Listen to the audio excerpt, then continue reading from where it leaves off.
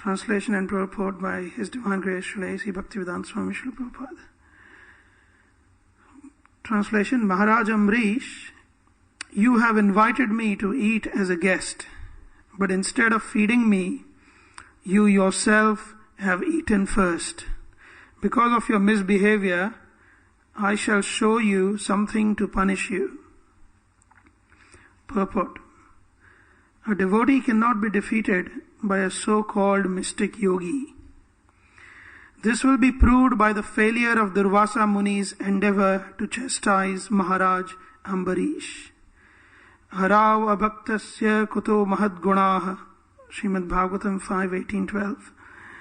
One who is not a pure devotee of the Supreme Lord has no good qualifications, however great a mystic, philosopher, or fruitive worker he may be. Only a devotee emerges victorious in all circumstances, as will be shown in this incident involving the rivalry between Durvasa and Maharaj Ambarish. Yo maam atithim ayatam atithyena nimantrya cha adatva bhuktavam stasya sadhyaste darshaye phalam. This is a beautiful verse that outlines the mindset of Durvasa Muni. Srila Prabhupada in the purport says, Harav abhaktasya kuto mahadguna. For one who is not a devotee of the Lord, where is the good qualities? So one must first understand who is this Durvasa Muni, and also understand who is Ambarish Maharaj. Srila Prabhupada writes, the incident involving the rivalry between Durvasa and Maharaj Ambarish. Maharaj Ambarish, who is a great devotee, will come across victorious.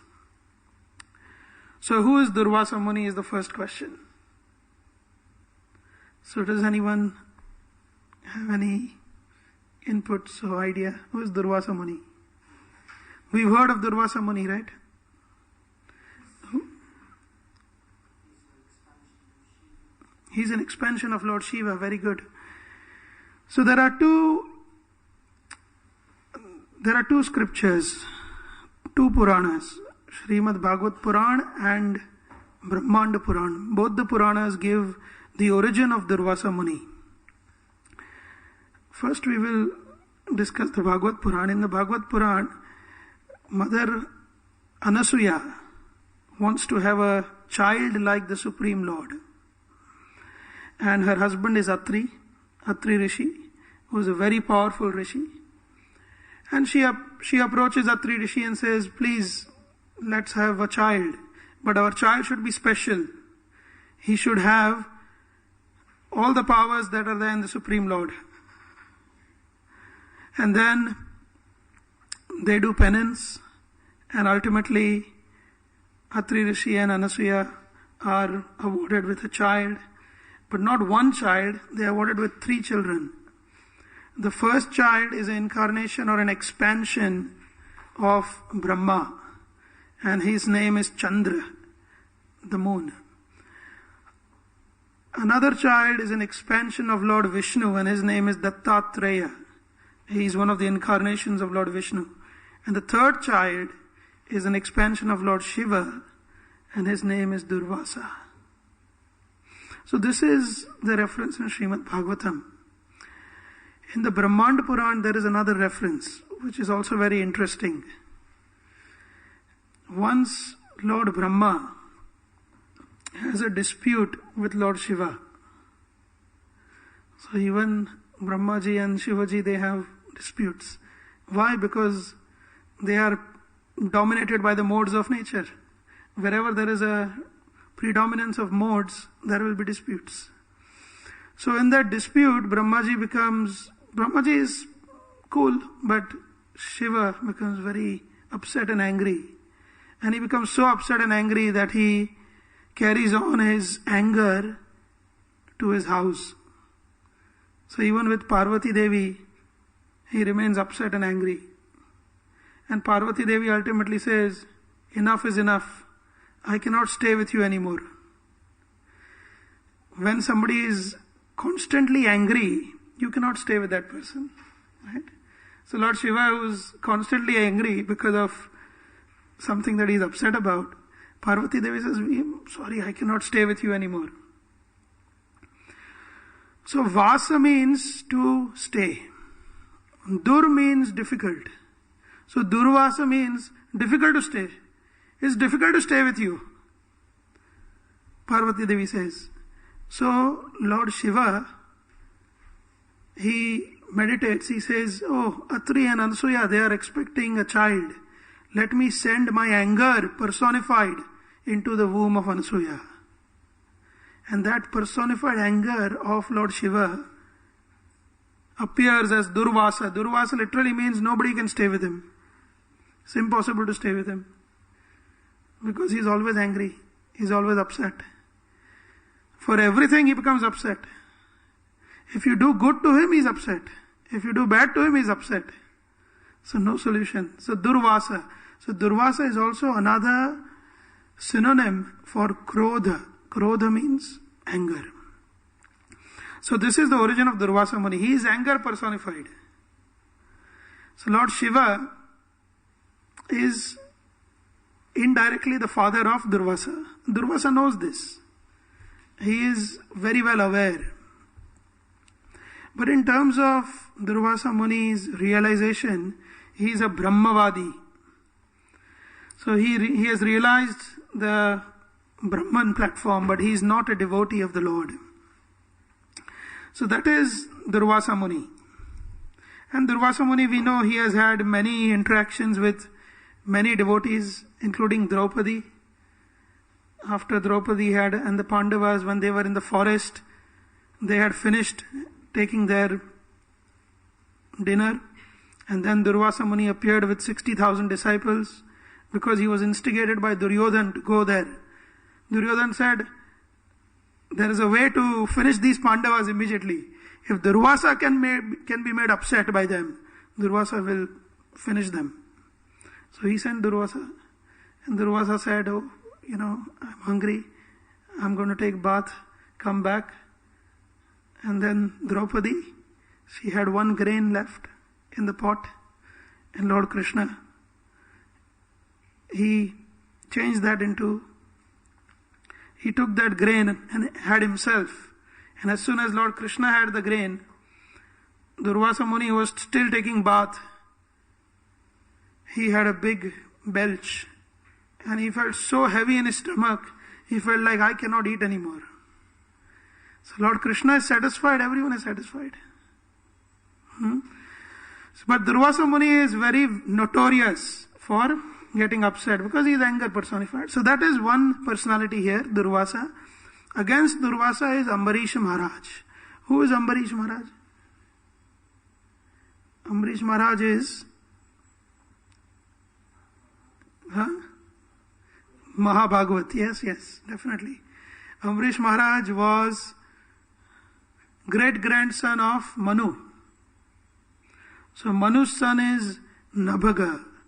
Nabhaga was a great pious king. His son is Nabhaga. Nabhaga was a great devotee of Lord Vishnu, Lord Hari. There is another pastime we can go into. And Nabhaga's son is Ambarish. Ambarish Maharaj's capital was Mathura. He appeared 4 trillion years ago, Satyuga. And he was a devout devotee. He would not miss a single Ekadashi.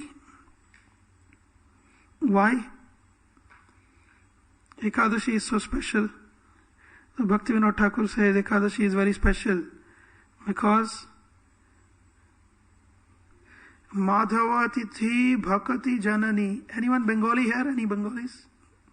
Nandan Prabhu is Bengali. Madhava Tithi Bhakati Janani. So what is Madhav Tithi? The day of Lord Hari, Madhav, that Tithi, that day, is Bhakati Janani, is the mother of Bhakti. Janani means mother. So by following Ekadashi, one can get the blessing of pure devotional service. So Ekadashi is very powerful. Ekadashi Devi is very, very powerful. There is another pastime of how Ekadashi Devi appeared. Ekadashi Devi appeared from the left portion of the Lord. So she is an expansion, direct expansion of the Lord. So Amrish Maharaj was in Mathura. He was following Ekadashi, and on the Dvadashi day, Ekadashi is the 11th day, Dvadashi is the 12th day. On the Mahadvadashi day, in the Krishna Paksha of the month of Kartik, Maharaj Amrish had followed Ekadashi for 1 full year. So we generally follow Ekadashi for 1 day. There is another option we can try, if those who wants to try. We can follow Ekadashi up to, today is say Muktika Ekadashi, I'm just randomly giving a name. So Muktika Ekadashi, Parana time for tomorrow morning will be 6:37. So instead of breaking the fast tomorrow morning, we can wait until the next year and break the fast. That is also acceptable. That is a special Ekadashi if we can do that. And the Ekadashi Amrish Maharaj did was even more special because he did not even have water. Complete fast. So Amrish Maharaj was fasting for Ekadashi. And you have this Durvasa Muni coming. And Durvasa Muni has come, he knocks on the door. Amrish Maharaj is a Grihastha, he is a king. Durvasa Muni thinks, I am a Brahman. I am an expansion of Lord Shiva. This is a mere, king, Kshatriya, lower caste than me. He is supposed to serve me. So as soon as Durvasa Muni appears, Maharaj Amrish, with folded palms, welcomes him and says, you have come at the most opportune moment. The Mahadvadashi has begun. My Paran time is coming. So I will break the fast after you have had prasadam. So please accept some Mahaprasad. See, this is the system in India. When a guest arrives, first of all, guest is called, anyone, what is guest called? Atithi Devo Bhava. Atithi means what? Unexpected. Tithi means date. Atithi means no date. He has no date when he will come, when he will not come. So technically, if somebody calls you and comes, he seizes the right of being Atithi. So if somebody sends you a letter in India also, I'm coming in 1 week, okay, then no more Atithi. But otherwise, Taittiriya Samhita, Vedas, Taittiriya Samhita says, Atithi Devo Bhava. Please consider Atithi as Deva. Why? Why should we consider Atithi as Deva? Because it is explained, Mahaprabhu also in Chaitanya Bhagavat, Mahaprabhu says, Gruhasthere Mahaprabhu Shikhayeno Dharma. For the Grihasthas, Mahaprabhu taught one dharma. What is that one dharma? Atithira Sheba Gruhasthera Mula Karma. Atithira Sheba. The serving of Atithi is the Mula Karma, is the most important karma. Why? Because Atithi can be difficult, like Durvasa. And by serving Atithi, one develops tolerance. The brahmachari develops tolerance by being dependent on the guru and dependent on the ashram and dependent on other saha-ashramis, the other brahmacharis. He is dependent, he doesn't have any source of income. The grihastha becomes more tolerant by serving the atithis, by serving the guests. The Vanaprasthi and Sannyasi, they tolerate their disciples. So there is tolerance which is in all ashrams. It is taught. So, Mahaprabhu also said Atithi is important and Atithi should be worshipped. So, here comes Durvasa, who is the Atithi, who has not been, he has not informed Maharaj Amrish about his coming. But then one must ask, what is Atithi? Who is Atithi? Can anyone and everyone qualify as Atithi, as guest? That is a question. How do you know somebody is Atithi? So there is definition. In Manu Samhita, Manu Maharaj, who is the great grandfather of Amrish Maharaj, he defines who is Atithi. Just for clarification. So he says Atithi means a Brahman or one with Brahmanical qualities who is coming to your house unannounced, number one. Number two, the Atithi should not be staying there for more than one night. So in India there is this culture, when I was young, somebody would suddenly come from the village and they would not go till 3 months and they expect to be served. So this is not Atithi. After first night you serve, second night, okay, now you cook yourself. It's Atithi, no. Atithi means only one night. This Manu Maharaj is defining in Manu Samhita. Atithi means one who is not living in the same village. So your neighbor cannot come and say, oh, I'm Atithi, now I want to stay with you one night. Atithi means one who has got no other means of sustenance in that village. So there are these definitions. So Durvasa Muni fulfilled all definitions. So Amrish Maharaj said, please come. Please come into my house and please sit. So Mahaprabhu, in Chaitanya Bhagavat, Mahaprabhu says that whenever Atithi comes, a guest arrives, one should greet the guest. In ancient times also, when somebody comes, they say, Bho Mahodaya Agamyatam, please come in. Then, Kinchitapi Swikarotu, please accept something, Upavishatu, please sit down. They will say like this. Even great Pandits, they will say to anyone and everyone, even if it is Shudra. So we see the example of Rantidev. In the pastime of Rantidev, he fasted for 48 days. Correct? And then after 48 days, he got some meal for himself and his family. Some food and some water. And then a Brahmana came and said, oh, I am hungry. So he's Atithi. So Rantidev said, please have this. They were starving, but he gave.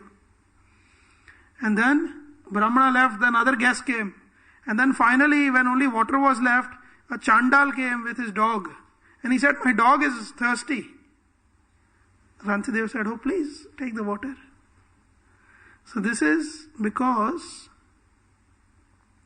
a pure devotee sees Krishna in everything and Krishna's involvement in all circumstances. Krishna says in Bhagavad Gita, Yo mam pashyati sarvatra. He who sees me everywhere. How he sees me everywhere? He sees me in everything. Sarvam api mai pashyati. He sees me also in everything. Everything, all circumstances, he sees through the eyes of devotion. Then, that person is always connected. Krishna Sambandha. He is always connected to Krishna. Otherwise, superficial connection. We say we know Krishna. So once Prabhupada was asked, in India, how many devotees are there? Prabhupada said, everyone is devotee. Because everyone knows Krishna.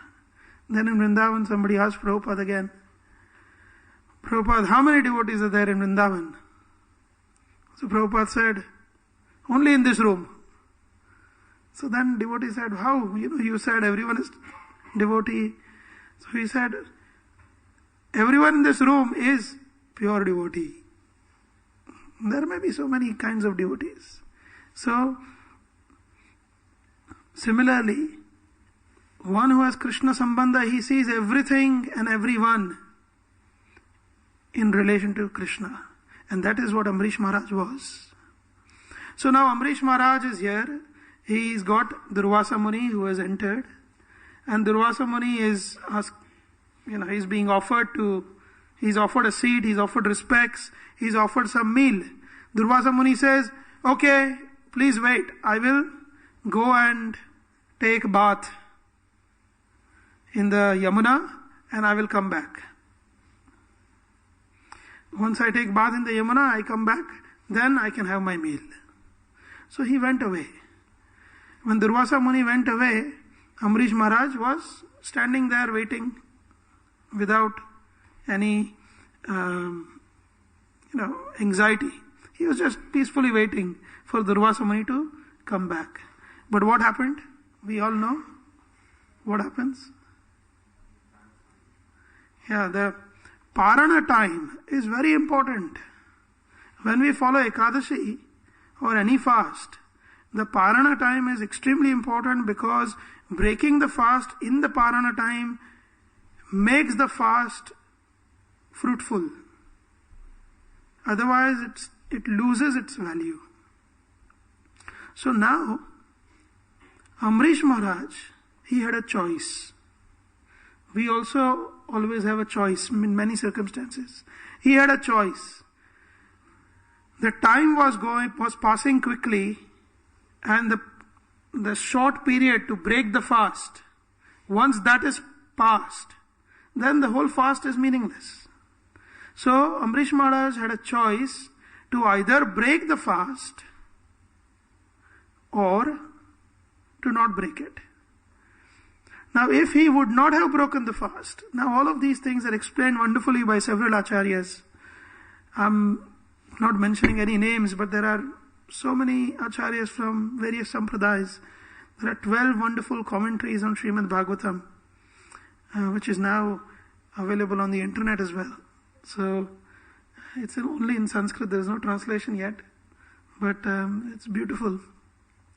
So the explanation is given. He had a choice. Either he does Ekadashi fast or he follows Atithi Satkar and he respects this great Brahmana sage. Now what are the repercussions? If he does not follow the Ekadashi fast, he is going to destroy his bhakti. It will affect his bhakti, his devotional service. But if he happens to offend this great Brahmavadi Brahman who thinks himself no less than Lord Shiva, if he offends this Brahmana, what is the worst that can happen? Durvasa will curse him to go to hell. So the choice is to be made. So he approaches the Brahmins. See, these Brahmins, they were advisors of the king. They were like the lawmakers today, and the lawyers. They always find some nook and corner, some way of fixing your situation. So Maharaj Amrish said, please help me. What can I do? So the Pandits got together, the Brahmanas, and they read through the Dharma Shastra. Dharma Shastra very clear. But there are many interpretations of the Dharma Shastra.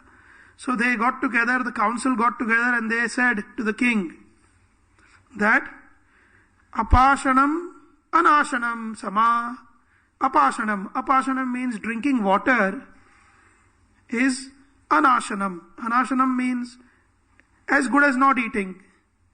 Ashanam, Sama, and also eating. Why? Because you have... So sometimes we do fast which is without water. So if you do fast without water, then breaking that fast with water is considered to be breaking fast. Because it was nirjala, without water. But if you've been eating, jacket potatoes loaded with cheese and, lots of juice and And then you say, I break fast with water. No, it doesn't make sense. So breaking fast with water is acceptable, but on the other hand, drinking water in itself is not breaking fast. So this is the duality there. So they found out this solution. Up ashanam, anashanam sama. Okay, very good. So now the council said, Amrish Maharaj, you decide what you want to do. So Amrish Maharaj made a choice. He chose to continue his Ekadashi, break the fast by having Charanamrita, Lord's Charanamrita, and he waited peacefully for Durvasa. So the Acharyas comment that this action of Amrish Maharaj, it shows how a devotee should take decisions. What should be the center of decision making? Actually, decision making is very easy. If you know what is important for you. If it is important for you to eat, and if somebody tells you, let's go on a walk, decision making is easy. I'm hungry, I want to go and eat. But where the value is not understood clearly, what is the most valuable thing is not understood, then decision making is always a problematic thing. So, Amrish Maharaj did not have this, this mindset where he was confused. He was not confused. Very certain. My decision is going to be centered around what helps me in my devotional service unto the Lord. So what was helping him in his devotional service to the Lord? Following Ekadashi. So he broke the fast. Then Durvasa Muni appears. Durvasa Muni appears and he says, oh, you think you are a great devotee, but you are just a stupid, wretched fool. Because you are offending a Brahmana like me. And not only that, you are the one who invited me. So this verse is being spoken then. Yo mam atithim ayatam. Ayatam means I have come as a atithi. I have come as a guest. And you are a grihastha. It is your dharma to serve the guest. Atithyena nimantrya cha. Atithyena means received like a guest. Nimantrya means you invited me inside your house. I came at the door. You could have turned me around and said, go away. But you nimantrya, which means you invited me inside the house, and now you are offending me by taking prasad before offering the prasad to me. So, adatva, having not given me, bhuktavams tasya. Bhuktavams means enjoyed. Actually, this word, the Acharya's comment, means enjoy. So Durvasa Muni says, you are an enjoyer. Amrish Maharaj simply had a sip of palmful of Charanamrit. This shows the mentality of somebody who is intolerant. When dealing with Vaishnavas, if we exhibit intolerance, then we suffer like Durvasa. So, adatva bhuktavams tasya sadhyaste darshaye phalam. Phalam means fruit. The result of your misbehavior. Shri Shri Radha Gokulan Bhagwan ki jai. Ham Sita Lakshman Hanuman ki jai. Gaur Nitai ki jai. So,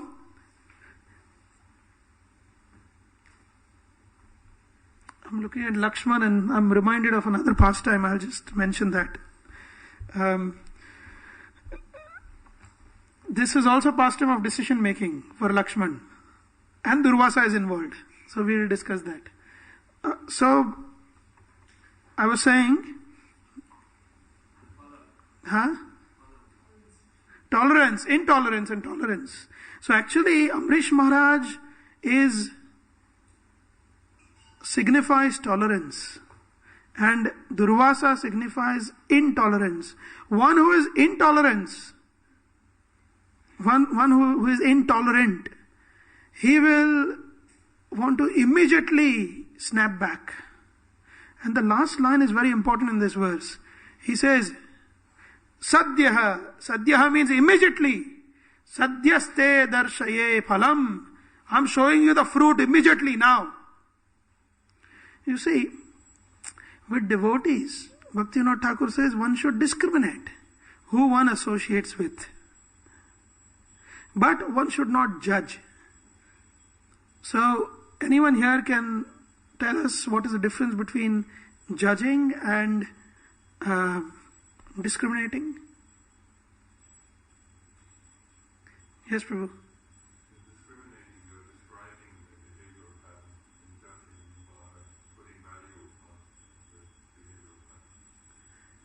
Very good. Anyone else? You see, we are said, we are told don't judge.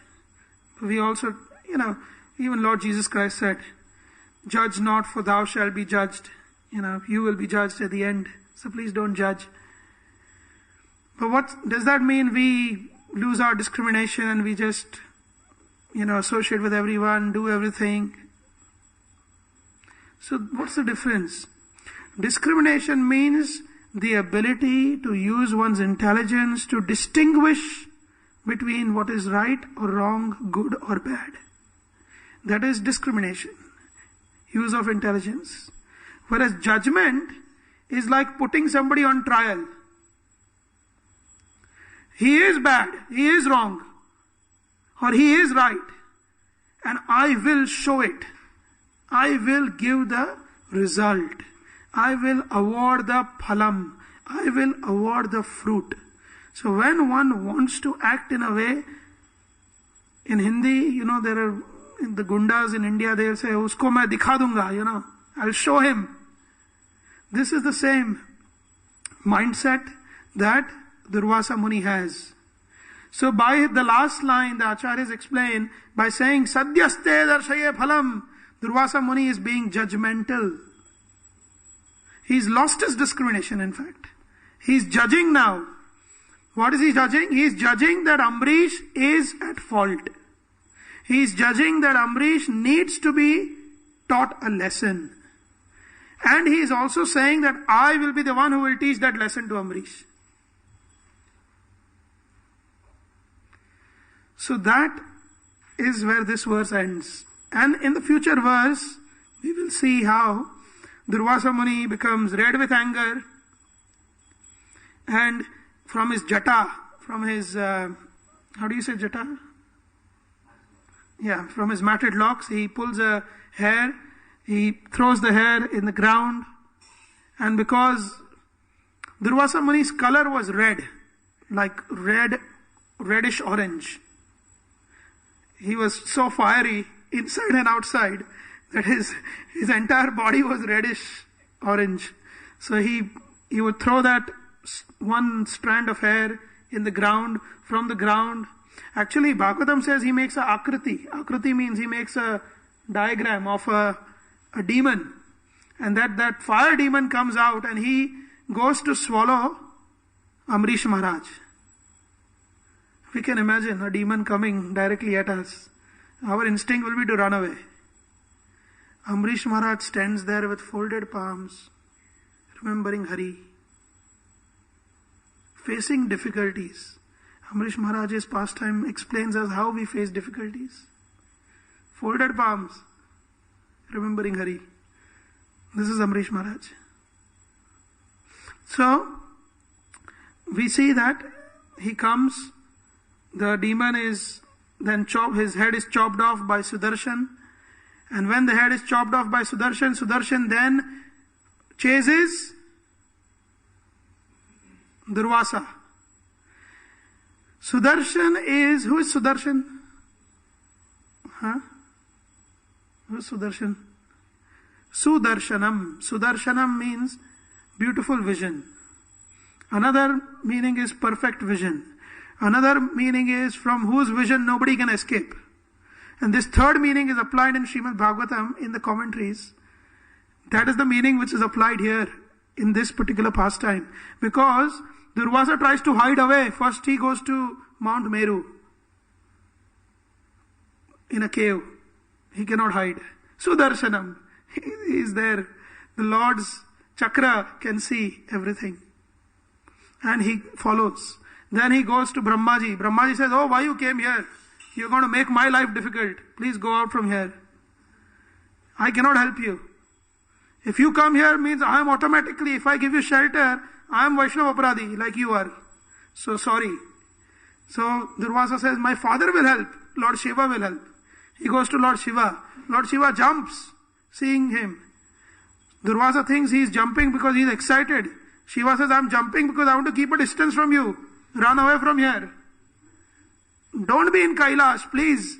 You are making my entire Kailash, impure by your coming here. Run away. So he goes to Narayan. And then Narayan says, what does he say? Aham bhakta paradhinaha. I cannot help you. Why? How you cannot help? You are the master. Actually, Durvasa Muni says some nice verses, prayers to appease Lord Narayan. Narayan has no hearing for that. So once one has done Vaishnava Aparadh, even Narayan does not hear. So if we are Vaishnava Aparadhi and we are saying nice verses to Krishna, Krishna says first, clear yourself, then come back. So Narayan says, I cannot help. Why? He says, because I am sold out completely. Aham bhaktaha paradhinaha. I am dependent on my devotee. I am dependent on Amrish. He has captured me in his heart. How can I do anything to save you? Only he can save you.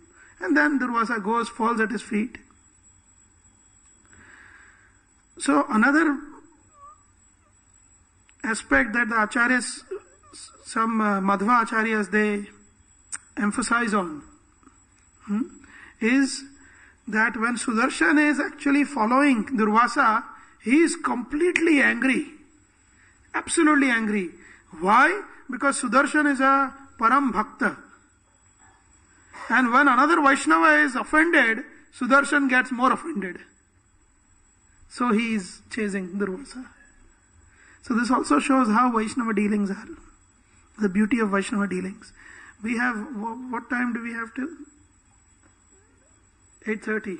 So I will just mention decision making. You see, when we make decisions. So Lakshmanji. So after Ramchandra returned to Ayodhya with Mother Sita, Hanuman, Lakshman, they all returned to Ayodhya. There is one pastime in Valmiki Ramayana. There are many Ramayans. There are 52 Ramayans. Srila Prabhupada said we follow Valmiki Ramayana. Why Valmiki Ramayana? Is it Veda? It is not Veda. So why should we follow it? It is at par with Vedas. How is it at par with Vedas? Mahabharata is also at par with Vedas. Panchama Veda Uchyate. Why? Because Ved Vyas composed Mahabharata. And Ved Vyas also dissected the Vedas. So same personality. Fine, but Valmiki was not Ved Vyas. And Valmiki wrote Ramayana, so why Valmiki's Ramayana is accepted at par? Ved Vyas's Guru is Narada. Valmiki's Guru is Narada. So they are god brothers of the same Guru. So their literature are at par. This is the explanation given. So Valmiki's Ramayana we accept. There are so many other Ramayans.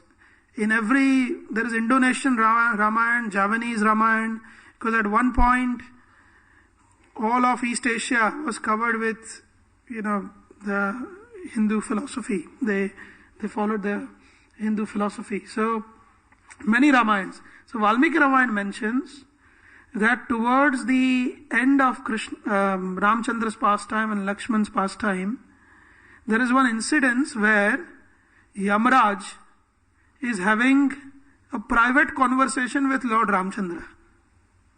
And he's in his room. Koshtakaha, in the room of Ramchandra. Yamraj is having a conversation. And Ramchandra has told Lakshman, please do not allow anyone to enter this room until we have finished. When we have finished, I will come out and you will know. Until then, please don't allow anyone to enter. You guard outside. And if somebody comes and disturbs me, that person should be killed. Whoever comes and disturbs me, that person will be killed.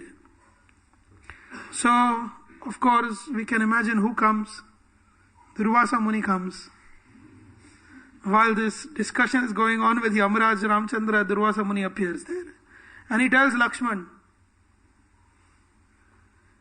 I want to see Ramchandra now. Come on, give some time, please. You settle, have some nice feast. Relax, No, I want to see him now. I made up my mind. See him now. Actually, it is very interesting. When a person becomes angry, his mind gets stuck in one position. He loses discrimination. So only two kind of people, their minds are steady. One is who is in intense anger, and another is in intense love. Like Srimati Radharani. We have Radhashtami coming. So, anyway, Lakshmanji is waiting outside the room and he is stopping Durvasa Muni, and Durvasa Muni says, if you don't let me go in now, then I will curse every single person in Ayodhya, and the whole Ayodhya will perish. So Lakshman has a choice. He can either say, please go in, or he can say, I don't care. I am a Ram Bhakta, I don't care what you do. I will not go against what Ram has told me to do. What do you think Lakshman does?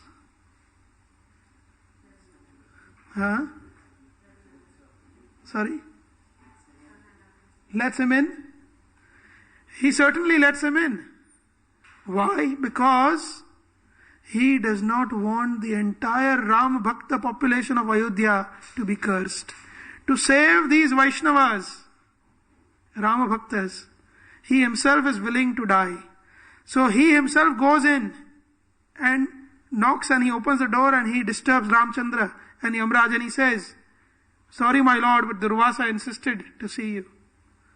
Ramchandra says, I gave you the word that if anyone disturbs, he must die. So, you must die. So then, again, technicality, they find out that if Lakshman goes away from Lord Ramchandra, if he is sent away from Lord Ramchandra's service, it is as good as death. So Lakshman is then sent away.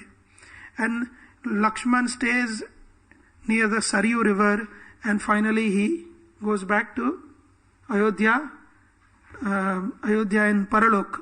Not this earthly planet, but Paralok Ayodhya he returns. So this is his ending pastime.